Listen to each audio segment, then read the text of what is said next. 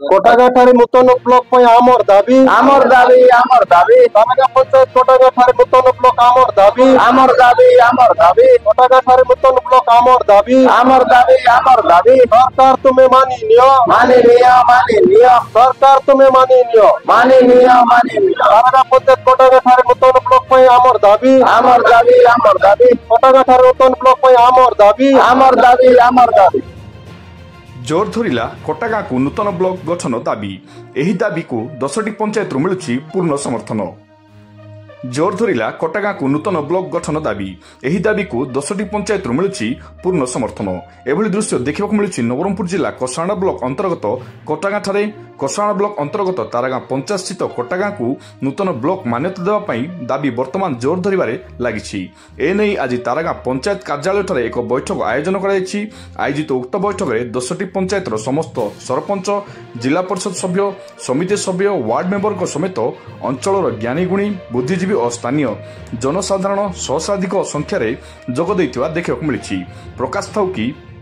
कोसाण block अंतर्गत 10टी पंचायत यथा तारागाँ बड़गुमुडा आटिगाँ बालेंगा एकोरी मोतीगाँ बांकुली एमकारागाँ BM सेमेला और टेमरा पंचायतवासी को ब्लॉक कार्यालय जावाक हेले 40 किलोमीटर ऊर्ध्व रास्ता जावाक पड़ुथिबा जोगु सबुबेले हैरान होई आसुछंती। ब्लॉक कार्यालय काम हेउ अथवा मेडिकल कार्य हेउ और तहसील कार्य हेउ सबुथिरे असुविधा भोगी आसुथिबा बेले प्रशासनिक सुविधा मध्य ठीक भावे एही सब अंचलवासी पाखरे पहुंची पारु नाही। बेले बेले प्रशासन मध्य एही सब अंचल को अणदेखा करथिबा अंचलवासी दाबी करि आसुछंती। तेणु कोटागाँ स्वतंत्र ब्लॉक रो मान्यता देले उपरोक्त 10टी पंचायतवासी उपकृत हेबे बोली आज बैठक में आलोचना कराइथिला। पूर्वरु मध्य 2024 मसीहारू कोटागाँ को स्वतंत्र ब्लॉक पई दाबी होई आसुछि। हेले से समयर सरकार अंचलवासी दाबी को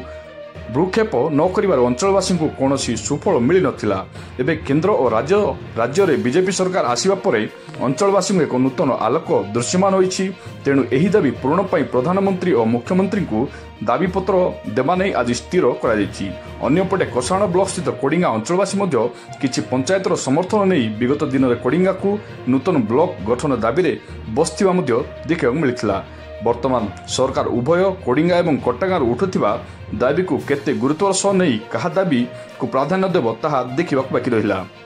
कोसाणर दिव्य सियाल रिपोर्ट भारत ऑनलाइन टीवी। आज जो कोटागाँ पंचायत कार्यालय गैदरिंग तार उद्देश्य देखंतु आमर नवरंगपुर जिला कोसागुंडा ब्लॉक आज आम एठारे बसचु कोटागाँ ब्लॉक पंचायत हेडक्वार्टर ठारे तारागाँ कोटागाँ ठारे आम बसिया उद्देश्य है जे बर्तमान सरकार जो नीति अनुसार किछि नूतन ब्लॉक तथा किछि नूतन ग्राम पंचायत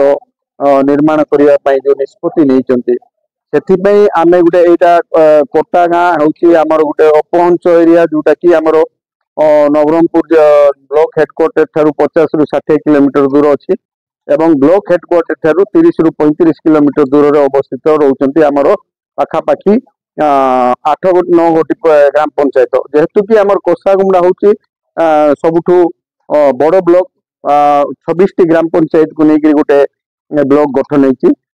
आज जो आम ये बसिया कथा है आमर ये अंचल उन्नति सकाशे कोटागाँ ठारे केमती गोटे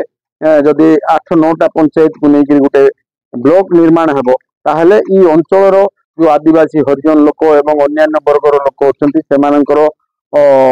आगामी दिन में ये अंचल उन्नति हो पार एवं ये अंचल जो आदिवासी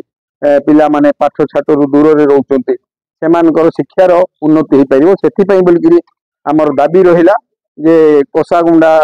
ब्लॉक रो कोटागाँ ठारे गोटे ब्लॉक नूतन ब्लॉक निर्माण करने दाबी करने आज समस्ते बस पूर्व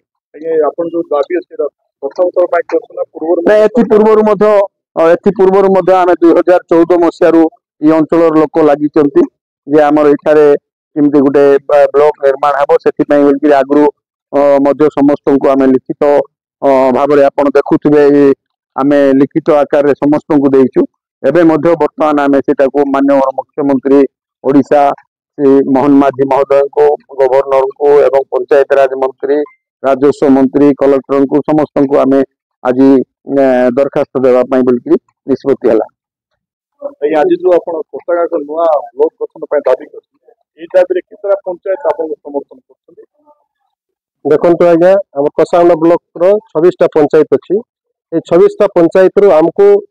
9टा पंचायत जहाँकि तारागा पंचायत रो कोटागा ठारे गोटे ब्लॉक नूतन ब्लॉक गठन करने 9टा पंचायत समर्थन अच्छे आईटा सबू दलगत भेद नहीं सबू सर्वसम्मति क्रमे एवं सबू जाति धर्म सदरे प्रभु आज ये आम उपस्थित होइछु एवं सरकार को आम 2014 मसीहा ठारू निवेदन कर आसुअछु जेहेतु कि कोटागा गोटे विच्छिन्न अंचल अच्छी छत्तीसगढ़ बॉर्डर रे अच्छी कसागुंडा जावाई आमको पाखापाखि 30 किलोमीटर होची तेणुक आम नूतन सरकार को अनुरोध करुचु जहाँकि कोटागा विच्छिन्न अंचल को गोटे ब्लॉक गठन करने आम आज अंचल जनसाधारण आम दाबी जनाऊँ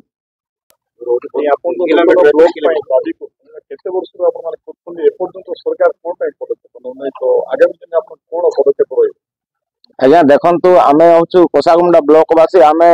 कोसागुंडा ब्लॉक रु पाखापाखि 35 किलोमीटर रोचु नहगट पंचायत लोक आमर पाखे सरकार योजना जाक पहुंचवा बहुत मुस्किल हो जाऊँगी से आम 2014 मसीह सरकार को जनइलु एवं सुधा आमको किसी उत्तर मिलना जदि आपको किसी ब्लॉक प्रशासन को ब्लॉक आमको जदि किसी पदक्षेप न नियंती आगामी दिन में चक मिसा बंद कर